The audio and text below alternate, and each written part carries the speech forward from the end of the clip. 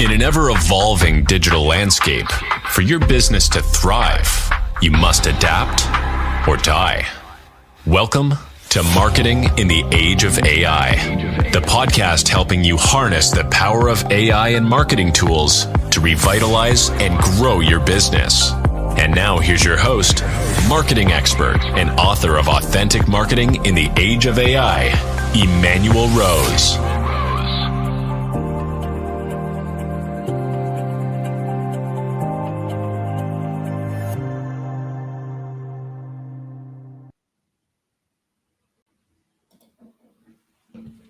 Welcome to this episode of Marketing in the Age of AI. Today we are going to look at a tried and true principle that has been maybe lost in the shuffle a little bit, or maybe just forgotten for a lot of marketers. But we're going to talk about the unique selling proposition and how to create some space between you and your competition. Maybe even talk about how that USP connects with the ideal client profile and how those two things work hand in hand, as well as how you then take those two things and push them into your be everywhere messaging.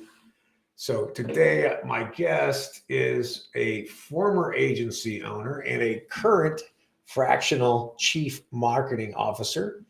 His name is Joshua Ramsey, and he's been around marketing long enough to have forgotten and remembered about the USP, right, Joshua? Man, you're being so kind. Am my gray hair showing extra today or what? Yeah, no, I appreciate you taking some time to talk today. Yeah, man. Thanks for having me. Great to be here. Yeah, and I love this idea that we're going to touch on some of these fundamentals because as we were talking earlier, there's a lot of blandness that has re-entered the marketplace, and I think part of that is from the overuse of the LLMs without good prompting and good strategic thinking. So, what are your process for developing or helping your clients develop a USP that stands out? You know, the where I work with it is I start really with the narrative, where people come from, right? There's a lot of different ways that motivational speakers and educated speakers and psychologists have talked about this for a long time. But to me, it really comes, I like to share my story with a lot of people. And my story really comes from not that I had a bad childhood, not that I lived in a rough, beat up, terrible world. I was very blessed, honestly. But even with my narrative being my story and my journey to where I am today, there were elements of abandonment that I felt, either from friendships. I would say one of the big ones for me was when I turned 16, my parents threw a surprise birthday party for me. All these kids showed up out of nowhere. I didn't feel like I had that many friends. All of a sudden, all these kids are here. But I also knew that the very next morning, our house was already packed up and we were moving to another state. Wow. So I went from not thinking I had friends to all these people showed up and just loved on me, right? Like it was awesome. And then the next day I moved to a state where I had no friends, right? Brutal. Yeah. That's the abandonment, right? Yeah. That's what I mean by it wasn't a terrible childhood, but I think everyone has those impactful moments in their life. And where I think people miss it is that they don't think through how that affects them today. Right. And when they start to figure that out, what people will find when they spend the time to dive in on that, everyone has that story to tell, but it affects them today in such a way that when they do business, they've never really thought through that process and why they do things the way they do it now, right? We've all been conditioned in our mind psychologically on how to read and how to write and how to act and what's proper, what's not, etiquette of driving a car, using the internet, right? Whether we agree with it or not is indifferent, but we understand those principles. But today, like you and I were talking about, everyone gets out here and they just say, I sell roofs and you should hire me and put a new roof on your house. but it's not our unique. customers are part of the family. That's my other favorite overused one. It is. But I mean, if I sum it up, for me, my narrative of abandonment makes me better at my business because now I know I'm never going to abandon somebody because I know what that feels like. So I do everything I can with every client and put every ounce that I can into it because of that. So when people hear my story and they sit down and they hear story from beginning to end of what I've done and how I've done it, and not all the little details, but it starts to come alive where people really truly understand my heart. And they understand, like, this is what I do. I love doing it. I'm loving helping people, trying to get them better when they're ready to do it for themselves. Right. Yep. So yeah, this unique selling proposition, yours sounds like it. You're committed to the project 110%, and you're not leaving until they tell you you're not welcome anymore. That's a great way to put it.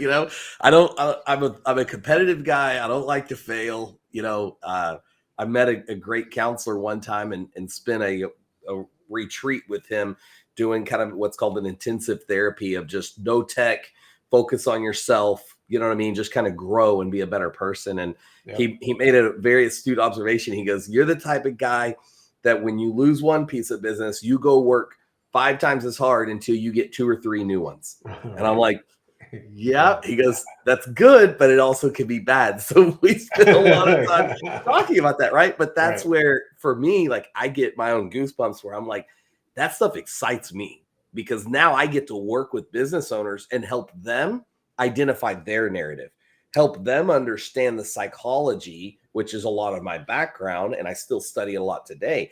But what is the psychology of their growth? So if anyone ever watches or they're out there right now and they're thinking about this, one thing I would encourage people to do is look up and study. This is one, and it's not for everybody, right? But it's called the trauma egg. The trauma egg is really interesting because you draw with shapes and colors inside an egg from the first moment you ever remember life to the most current recent event. And you spend several hours filling this trauma egg up, and you put it on a big sheet. And I still have mine here in my office. And so then how do you take that and twist that into a USP that can be messaged into your marketing? So when you look at it, what you will find is you'll see little moments and glimpses of your life that are impactful. And you'll start to see why they were impacting you in that way. And when you see that whole picture together, you're able to understand what it is that was most significant in your life. When you take that and translate that into research, you can see the attributions, right? What attributes to your personality. Literally, Emanuel, before we got on this, I was just reading an article, popped up on my newsfeed, and it said, I'm going to paraphrase it, but I read this briefly, and it's very fresh on my mind, but again, I haven't fully acknowledged it, right? But it said the 7 reasons why for the people that clean up at a restaurant, like you take your stuff and you put it on a single plate to make it easier for the server. For those people, what are the 7 most common personality traits? And it went through it, and it was really interesting. As again, I'm still processing it, but as I read it, it was like interesting because I'm one of those guys. I'm like, I take it, I pull it from everywhere, I put it on the plate. Especially, I have kids. I have 3 kids. So I'm like, I'm pulling their stuff. You know what I mean? Stacking it up. I'm like, for me, some of it's respect, and that was one of the the traits of the person that does this. Just when you start looking at the full picture of why you do something and why your life has kind of landed the way it has, and then you start looking to where you want to go and why you want to be there, the lines start to connect. Right. It's not something that I am able to just say to everybody on a great podcast like this and everybody listening just to go, hey, this is how you do it and it's done. If it was that easy, then everyone would do it. But it has to come. This is one reason why I do a 2-hour free consultation. Because in 20, 30 minutes, I can't understand everything that you've done in marketing, what you've lived through, and then help set a projection for you of where to move next. That's unrealistic. Right. So I'm going to use another funny thing. I haven't said this in a long time. there was a lady that came to me and she goes, hey, I went and I hired a marketing consultant, and he come with high reviews. He seemed great process, what it seemed like. And then I sat down with him and I paid him, and I said in the first session, he said, okay, write out where you are right now on this side of the paper. And he goes, go to the other side of the piece of paper and write down 5 years and tell me where you want to be. And he goes, okay, great. Now draw a line and just tell me what steps you're going to take to get there. She goes, why did I pay you? I've already done that. This doesn't make any sense. So, it is truly looking at what you've lived through, right, and why. What are the most impactful moments? And I have found time and time again that when you see those moments that have happened, I'll give you another one. I don't want to throw dirt, but this is just the life that I've lived, right? But I was dropped off at school one time in kindergarten at the front door before the school was open, and my parent left, and I'm sitting there and I didn't know what to do. right. So long story short, that was part of when I never really thought about tying that to turning 16. I never in my mind thought about this, 5-year-old, whatever I was, to a 16-year-old. Yeah. You know what I mean? 10 years later, who would have thought to put those two pieces together and realize that was major impact in my life? And then when you take that and you start adding more, then it becomes the question of how do I turn that into my narrative? Well, right. I'm in it. Emanuel, if you call me and you go, hey, Josh, I really need some help, I'm going to take the time, because that's how I would want to be treated. Sure. Right? Because I know what it's like to go, oh, sorry, Josh, I don't have the time for you. That's impactful. So Yeah. that's why I put that much time into it. That's interesting. Hopefully that kind of helps. Yeah, no, that's interesting.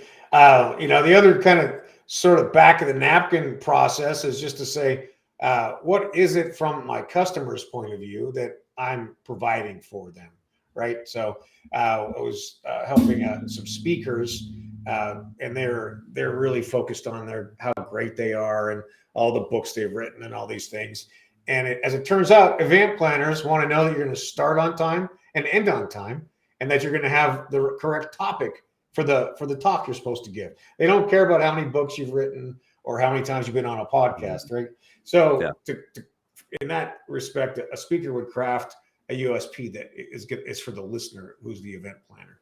Yeah. So that's part of the thinking process. I love that. And on that same line, that's one of the things through the process that I implement for my clients is one of the checkpoints that we go through is what you said, but my twist to it would be, what are the 3 things that every prospect or new client asks you?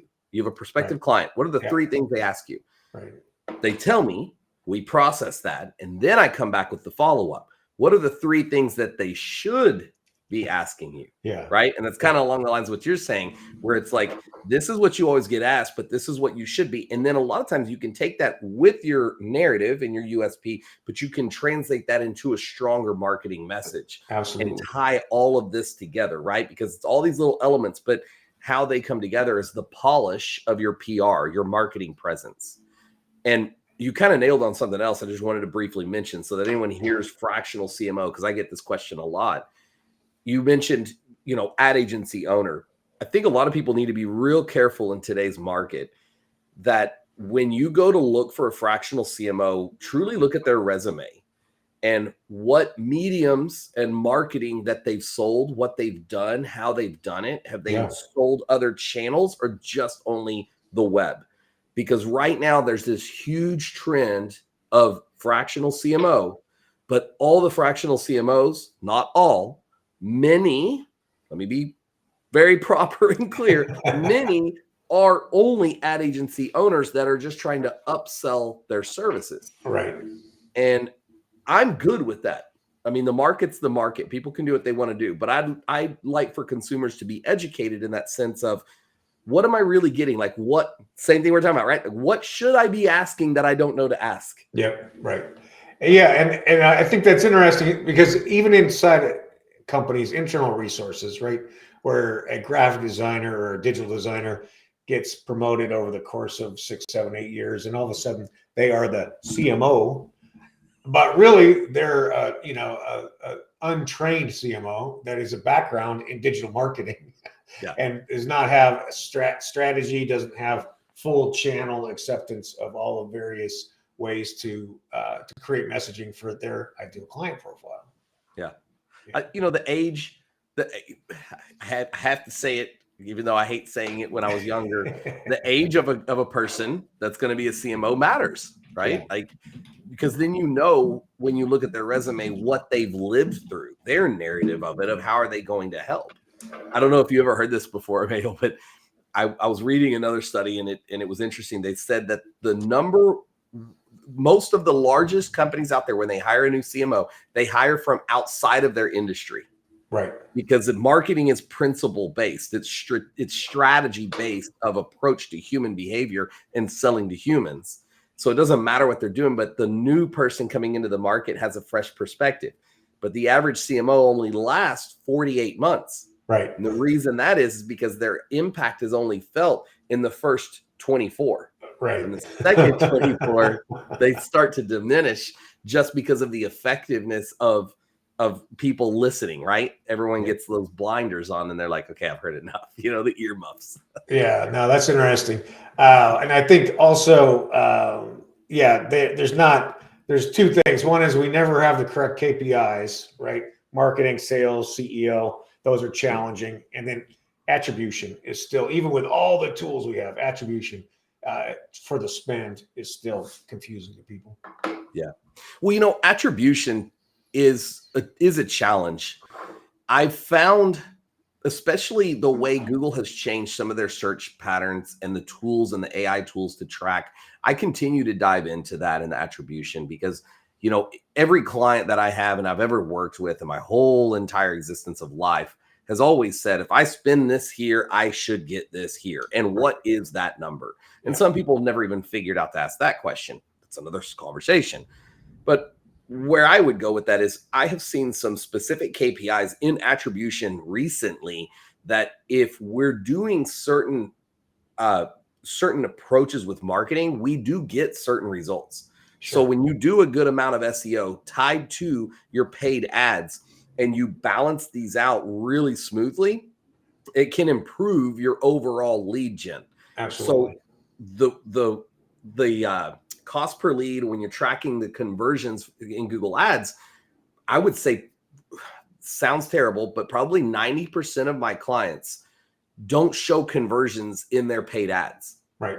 But whenever we turn off paid ads, they feel it. Yeah. It's gone. Right. So they do paid ads. And when we monitor and manage that paid ads and we keep the SEO going, we learn the keyword terms in the paid and we apply it here. To me, I think AI has just become a little bit more of this like fancy. It's true, it's there, but some of it's just so fancy that people don't understand that AI has been around. Sure. It's just now there's elements that are easier in how to track it. It just becomes so much, Yeah. The latest studies I saw was that 60% of your ad spend should be in branding or SEO or supportive of the customer journey education, right? 7 hours of education in B2B. And then 40% should be transactional. And that maybe you can adjust that a little bit, but essentially the branding is critical to support the transactional, which to you and I is obvious, but to sell that into the C-suite, it takes, so like you say, turning some things off and seeing what happens if they're not buying it. Yeah. I mean, you hit it, and you and I had a brief conversation about that. It's kind of turned into search everywhere optimization, right? And that's kind of the new hot button messaging. And I'll tell you, I mean, I've been doing it for myself. I'm an advocate of if I'm going to do it for someone else, why would I not do it for me? Sure. So sometimes I put myself on the forefront doing it for my website and my brand before I do it with clients. But I do some packages now that are probably our least expensive for the client spend, but we use a lot of AI tools that are cheap or free that we process and we post a lot of information on the site. So one of my little secrets, so to speak, is one thing. This is free information for you, for anyone that wants to maybe use it. I've seen it work for myself and 2 of my really large clients that we've implemented it. So now we're doing it for everyone that I work with. But we record all of our meetings. Mm-hmm. We transcribe it using AI. Yeah. Then we go in and we scrub out anything that's proprietary, that we go, hey, we don't want people to know our numbers, our budgets, Sure. all this. But we want to talk about keywords. We want to talk about what users are doing. We want to talk about the innovation of what we're doing and why. So all our executive meetings are recorded and transcribed. Then they're put on websites in non-navigational, but crawlable web pages. Gotcha. I've not seen this before. So maybe someone beat me to it. That's fair. Kudos to them. I have looked, I've talked to people. I go to SEO seminars, talk all the time. No one's done this yet. But when I do this, I have seen my numbers 7x jump in impressions and traffic to my site. It's just jumped. And one of the big things that a lot of people have felt, but not many have wanted to talk about, is the shift that Google did in the back end of December. Have you seen this, Emanuel? No, Have I you haven't seen seen it yet. No. Yeah. So a lot of people are feeling it and they're really starting to trend down. I've seen some go so far that agencies have closed their doors because they were not on the front end of that. And it has actually helped me because we've gotten rid of the AI posting, but we're using AI to post more. I like that. Right? No, that's interesting. Discrete pages with client meetings or internal meetings, and but scrubbed. That's pretty powerful. I like that, Joshua. You can. I mean, just think about it. If you have a meeting right here, right, and we're on, let's say we talk for 20 minutes, you take that, you transcribe it, you throw it on your website. Non-navigational, meaning people can't find it unless they really know where to go. Yeah. But Google sees that you're now following their EAT effect. Yep. And when you follow the expertise, authority, trustworthiness, you're doing what Google wants. Therefore, you're putting up content. And Emanuel, you don't have to sit down and write out the content. Right. Here it is, right? Beautiful. And you're just posting it up, but then make sure you submit it to Search Console and all the other tasks that need to be done in basic SEO. You know what I mean? Yeah. But I just think that AI has done some really good things like that. That's why I love, what you're doing and what you're teaching about it. It's been really good. Oh, that's great. I appreciate that. That's an interesting spin on the SEO.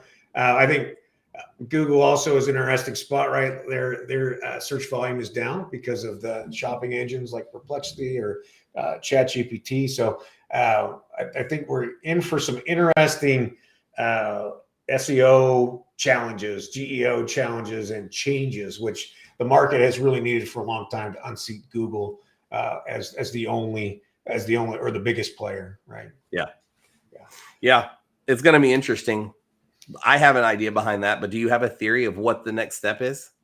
The next step in GEO? Yeah. I'd love to hear what you got, Joshua. I don't know. I feel like I'm walking into a trap with you. I know. I'm going to say something and you're going to be like, nope, I'm going to crush you right now. Not at all. No, I'm interested to hear what you got. I mentioned this to you before, kind of just to see what you said, and you didn't bounce it back at me, so I'll dive into it a little bit. But it kind of goes along with what I was just mentioning, and full encompassing without burning too much time on this podcast and go in the wrong directions. But the PR and the branding, I think today is more powerful than it's ever been before. Mm-hmm. Because when you think about ChatGPT, you have to think, where is it pulling that content from? And while I've never seen a firm like Iron Fist, this is exactly it, or a firm like this is our algorithm of how we pull this info, it's very vague. It's very like, yeah, we pull this info. No one's ever really asked and held on feet to the fire, right? Google was the first. Their feet got held to the fire and they explained this is how we pull it, right? 200 steps. Yeah, they have a 200-step algorithm. Yeah. DuckDuckGo does the same thing, right? So they do that, but I've not seen anything. Have you seen anything, just out of curiosity? Have you seen something that specific from not that specific, but you've triggered me to go and ask them. I'll go and run a test and see what they say. How can I optimize my website to be most likely to be referred to in say in a marketing conversation on the chat? So in one of my conferences, I did that. I did it, and then I published it into a conference. And my most recent conference was I think last week. I was in Dallas. Nice. And I showed people, hey, ChatGPT, I want you to do this. And it gave it to me. And then I punched holes in it and I said, here's the problem, here's the problem, here's the problem. So now I'm going to take all these problems and I'm going to ask ChatGPT again. Right. to fix my problems and give it to me better. I asked it again. I went through 4 iterations and I still did not get the outcome that was needed for me to have a properly SEO base coded, developed, designed website. It just didn't happen. I would do that on Grok because I think Grok has got the capacity to do that in its current form. Most business owners that are trying to get started are not going to do what you just said. They're going to go to ChatGPT and think this is gold, right? Yeah. So what I'm looking at is my perception, my vision right now, until I'm confirmation bias proven another way. Yeah. My confirmation bias says that they're pulling from all sources. Sure. Essentially, they're scraping Google more than anything. Yeah. Yahoo, they're pulling every source, scraping all the data that they can, and then they're giving to us what they feel like is the most common, right? Like what's the most human language. So when you get that human language into it, what I believe to be true is that the more you do your PR, your marketing, the content, and you follow what Google already put forward, which is EAT, one of their algorithms, right? That they want you to follow. Yep. It's my belief that you're going to see your numbers skyrocket, but it's not a quick play. It's not a quick turn. Yep. I think businesses have to prepare 5, 6, 8 years ahead. And I always look at things and I go, what's the worst case scenario? Worst case is you spend a little bit of money and you spend a little bit of time every month. I make my key executives that are my bosses, right? My clients. I make them be on 1 to 2 podcasts every single month. Nice. For education for them, but also the PR side of it. For sure. And it's hitting. It's hitting. Every metric is up on that. Joshua, you and I could have this conversation for the next 6 hours. I have no doubt, and I really appreciate your contribution and your questions and the back and forth. So it's refreshing to talk to another silverback who has a perspective of time and not just digital. If people want to get in touch with you and have a conversation, how do they do that? The easy way is to go to Josh Ramsey Marketing on Google. You just type in Josh Ramsey Marketing. You can see all my PR, all my information. My direct website is JRCMO, which stands for Josh Ramsey Chief Marketing Officer. So you can go to jrcmo.com. And I offer a 2-hour free consultation, as I mentioned before, where I basically have you fill out a short business evaluation. I go do my study, my research on who you are, what I can see online, all that information. And then we sit down and we just chat for about an hour and 15 minutes and walk through what it is that you're doing, where you're going and why, to understand your narrative. And then I do the best I can to kind of point you in the direction that maybe you weren't even thinking of before. That's great. And I would encourage anybody who's thinking about marketing to jump on a call with Joshua and get a review done.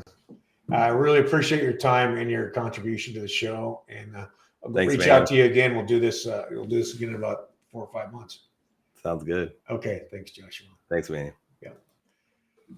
Well, I liked it. We validated some USP processes. One is to look at the reasons why you're doing what you're doing for your clients.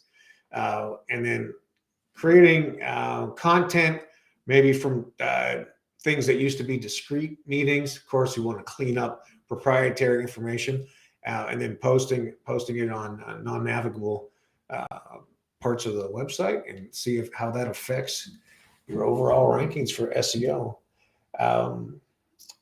I hope that you spend some time looking at your workflows and find some AI tools that may help speed up those processes. And then that you use that freed up time to go spend it with your friends, your family, and to get outside and enjoy the great outdoors. It's Emanuel Rose, Marketing Age of AI. Look forward to seeing you again soon. Thanks for listening to Marketing in the Age of AI. Be sure to subscribe wherever you heard this podcast so you never miss a future episode. Your copy of Authentic Marketing in the Age of AI is available at Amazon.com or EmanuelRose.com. You can also connect with Emanuel on LinkedIn. Thanks again for listening, and we'll see you next time.